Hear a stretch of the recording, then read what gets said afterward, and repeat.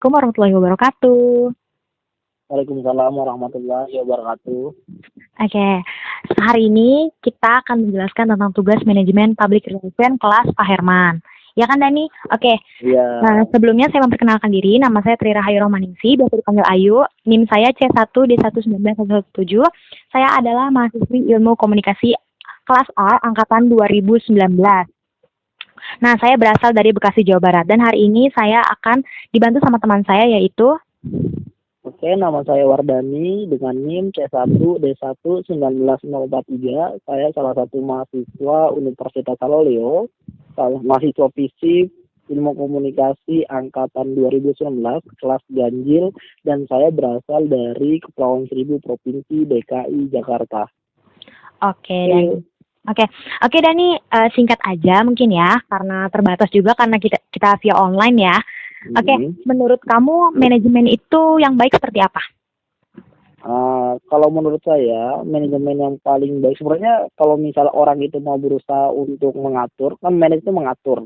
Iya. Jadi kalau semua orang itu kalau misalnya mengatur itu bisa menjadi yang terbaik. Nah, proses mengatur itu kan bisa diterapkan dalam proses usaha.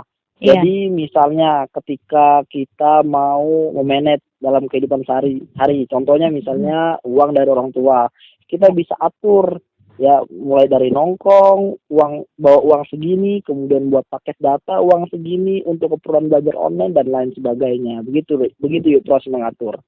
Oke. Ya, yuk. Oke, mungkin saya tambahan sedikit mungkin ada nih, untuk manajemen itu sebenarnya mereka terikat oleh susunan formal juga, dan biasanya mempunyai tujuan-tujuan tertentu, biasanya untuk memajukan sebuah organisasi, entah itu organisasi perusahaan maupun organisasi di lingkungan sekolah atau di lingkungan kampus. Nah, selain itu juga manajemen itu untuk meningkatkan daya saing, memperluas kerjasama, dan juga meningkatkan kepuasan antara satu dengan yang lainnya. Setuju, Dan? Ya, benar, Ayu. Ya. Oke. Untuk pertanyaan selanjutnya, menurut kamu komunikator dan komunikan yang baik itu seperti apa? Ya, untuk saya menjawab berdasarkan pengalaman aja ya, Yu. Iya. Sebenarnya komunikator dan komunikan yang paling baik itu adalah ketika kita mau menjadikan diri kita itu memberikan suatu pesan. Artinya ketika kita mau berusaha untuk menjadi seorang komunikator, tentu kita harus mempunyai pengetahuan yang sangat luas. Karena semua itu ada pertanggung jawabnya. Contoh misalnya, saya pengalaman menjadi ketua OSIS di salah satu SMK negeri di Jakarta.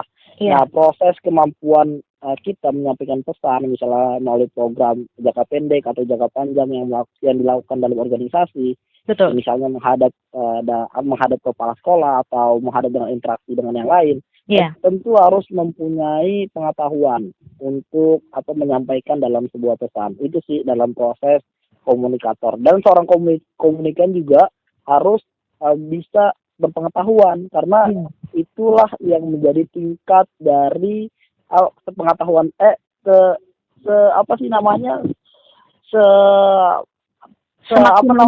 semaksimal mungkin gitu yuk. Ya, mungkin itu aja ya yuk. Ya, jadi seorang komunikator dan komunikan itu memang selain harus pandai wawasan, pandai bersosialisasi, beradaptasi gitu ya, juga harus pandai berbicara gitu ya. Iya, benar yuk, benar sekali. Itu mungkin tujuan kita juga untuk mempelajari manajemen public relation ya. Gitu. Karena dari situ kita mulai belajar gitu kan. Iya, yuk, seperti itu. Oke, terima kasih Dani untuk via online. Yuk, sama-sama yuk. Iya. Assalamualaikum, selamat malam. Waalaikumsalam, selamat malam.